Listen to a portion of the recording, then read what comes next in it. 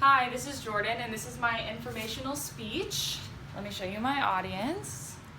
It's Kat, Nicole, Zoe, and Bree. Okay. And my presentation is over leukemia. Do you know someone diagnosed with a blood cancer?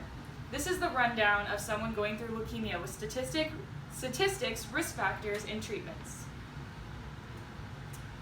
To begin with, according to the American Cancer Society in 2018, leukemia is the cancer of early blood-forming cells.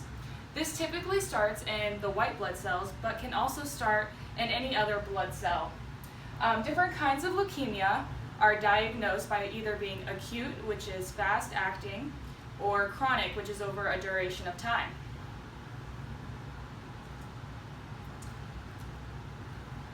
Secondly, according to the Leukemia and Lymphoma Society of 2018, the rate of disease is estimated 60,000 new cases for the U.S. in 2018. 35% of these new cases of blood cancers will be leukemia. Typically is diagnosed once every 3 minutes, and the prevalence is over 1.3 million people that are either living or in remission from leukemia today. So the survival rates on leukemia have quadrupled since 1960. And according to this graph here, from 2007 to 2013, the survival rate was about 64%. Surprisingly, in children under the age of 5, the survival rate is 94%. Thirdly, according to Cancer Treatment Centers of America in 2018, populations who are most at risk for leukemia include men, older people, and people who are twins or have first relatives of patients with leukemia. So basically, people in your family that are blood relatives.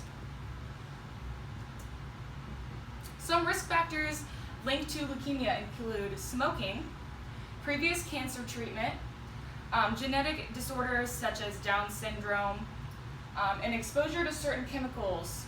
So anything found in gas or...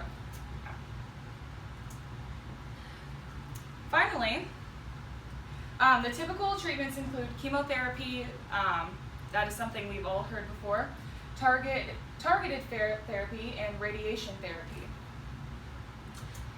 Side effects of chemotherapy in particular are low resistance, so they can get infections very easily, risk of bruising and bleeding, fatigue, sores in your mouth, changes in your heart muscle, and sometimes complete hair loss. Finally, according to my friend Josh, in the interview I conducted on September 24th, 2018, there are a number of psychological, social, and biological factors that go into a patient that has leukemia. Some of these include having little to no social life because they cannot socialize with other people because of germs and infections. Depression is a big thing psychologically because as being isolated and not knowing exactly what to do or how to cope with the stress.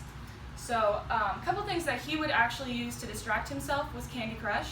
He would play for hours and hours and hours on end, and he hates that game now, but also music and religion. His father is actually a minister, so some of these coping mechanisms helped him go through treatment and eventually be cured from leukemia. And these are my references. Thank you.